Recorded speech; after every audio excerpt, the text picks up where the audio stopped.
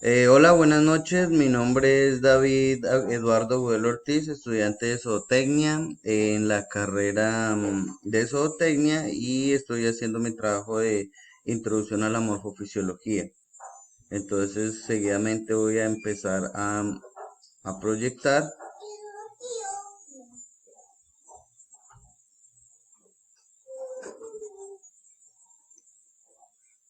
Entonces, ese sería mi trabajo, introducción a la morfofisiología. Entonces aquí está mi nombre, mi código, el grupo al que pertenezco. Estoy inscrito al CEAD de Acacías. Mi docente es el profesor y el tutor Michael López. Entonces empiezo con la justificación. Las generalidades de la morfofisiología abarcan muchos temas en común, que juntos logran formar características y conocimientos que permiten dar ubicación exacta de lugares, órganos o extremidades para poder dar un diagnóstico más acertado en cuanto a algún tipo de anomalía. Este documento permite tener un conocimiento breve pero explícito, dando conceptos básicos de la morfofisiología y algunos complementos de esta misma rama. Los objetivos, que es ampliar el repertorio de conceptos básicos utilizados en morfofisiología, entender las diferencias entre planos topográficos y direcciones anatómicas, usar herramientas digitales para la búsqueda de información en línea y fuentes confiables y verídicas, relacionar e integrar sistemas orgánicos para considerar organismos en su conjunto y aplicación en la producción agropecuaria. Entender la relación que tiene el cuerpo animal con el medio ambiente y capacidad de adaptación de los animales como factor de impacto en los procesos productivos. Los términos usados en la anatomía animal. Entonces yo escogí estos 10. La miología, que es la rama de la anatomía veterinaria dedicada al estudio de los músculos. Los tejidos musculares se pueden clasificar en morfológica y funcionalmente, como lisos, cardíacos y esqueléticos.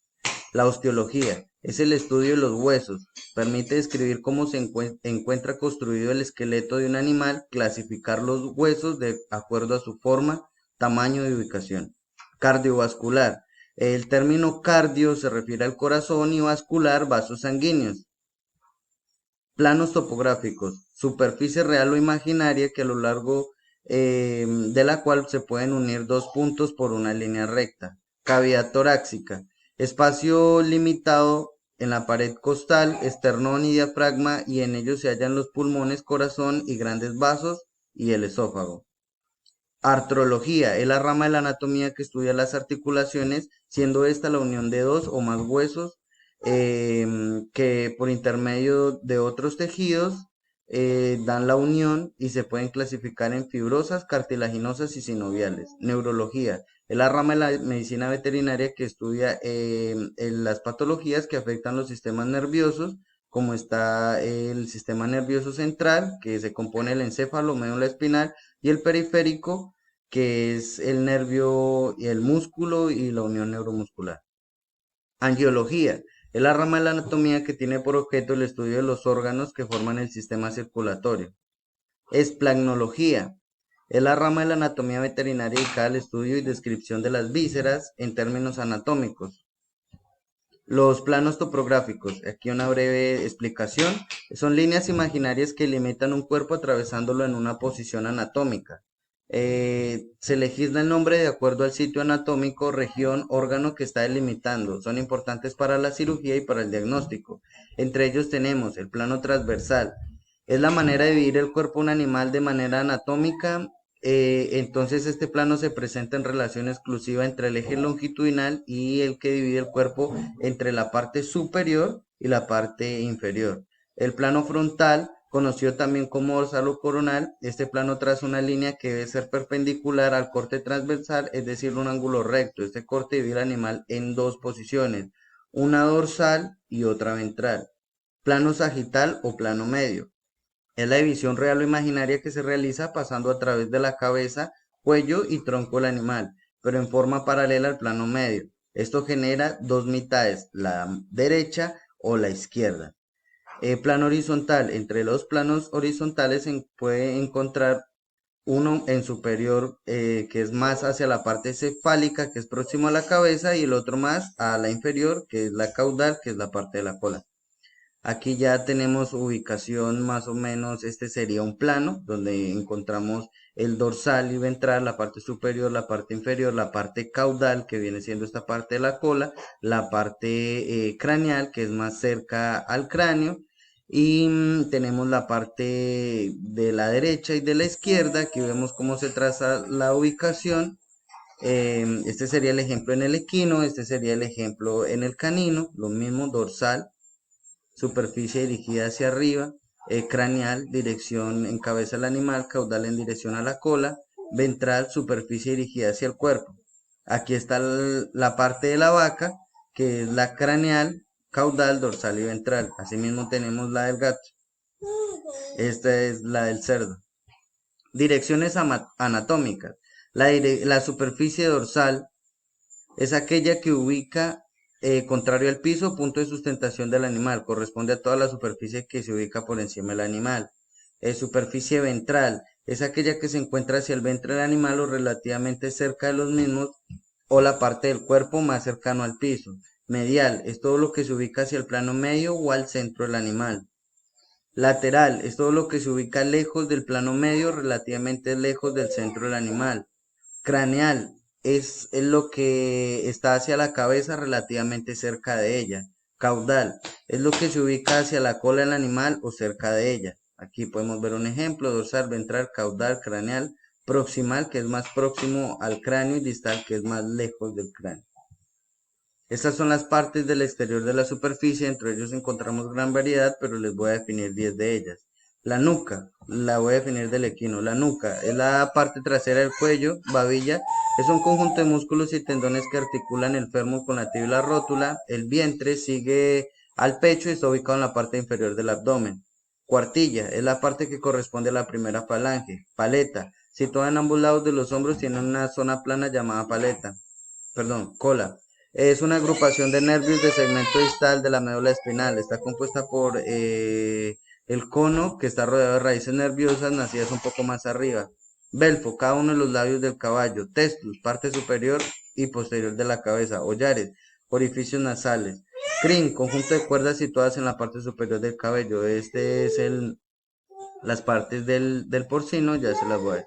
Aguja, corresponden a la carne de la costilla, de la parte delantera del cerdo. Costilla, protección esquelética de los pulmones y cavidad torácica.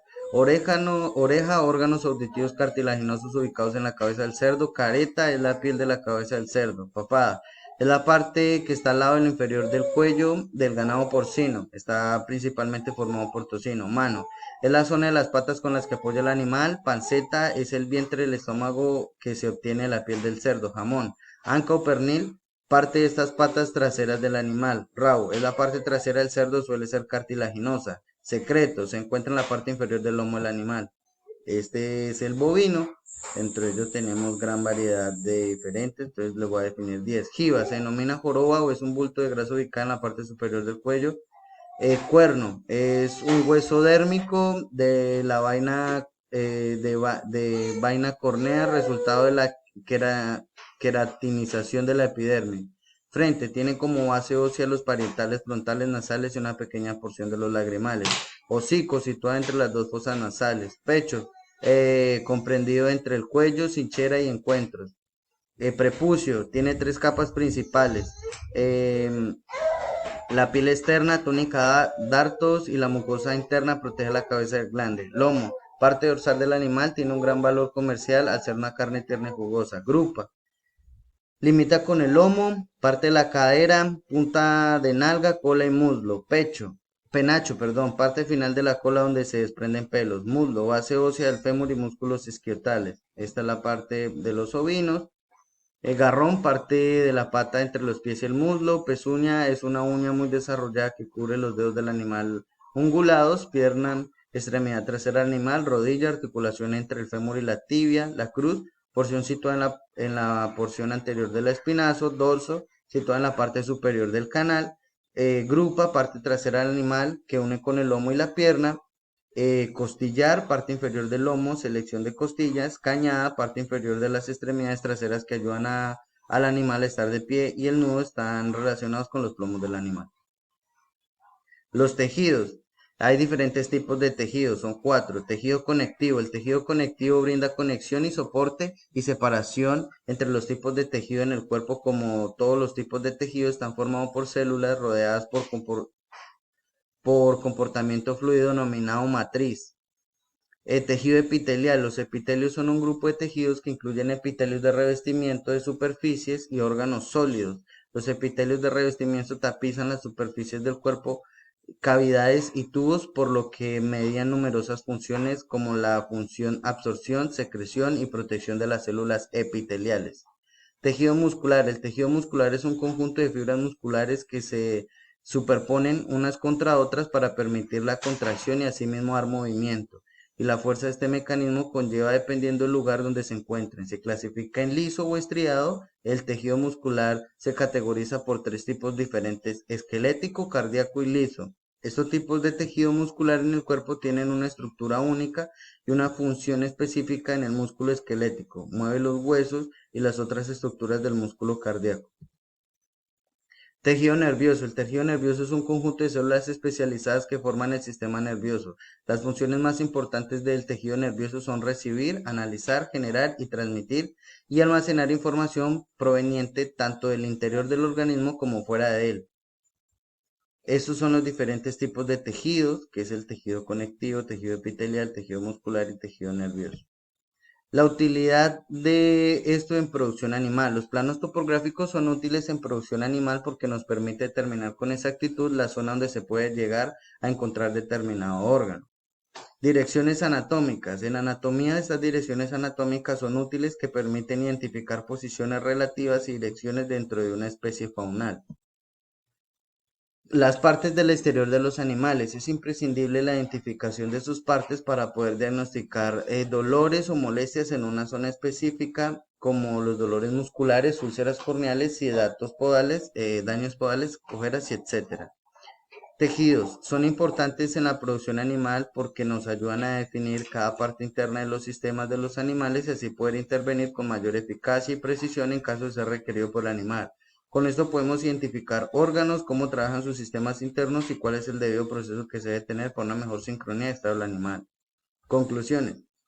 En pocas palabras, saber sobre los temas específicos que abarcan la morfofisiología es de vital importancia para el zootecnista, ya que le da perspectiva a la hora de dar un dictamen o generar algún aporte de importancia que pueda llegar a dar mejoras a las producciones pecuarias en su entorno, llevándolo de la mano de la salud del animal y el cuidado del medio ambiente. Esta es la bibliografía de donde saqué la información. Estas son las bibliografías de las imágenes. Muchísimas gracias. Espero haberles podido dejar en claro en mi trabajo. Lo hice un poco rápido, pero es como por el tiempo que no quiero ser muy largo. Muchas gracias y que pasen un feliz día.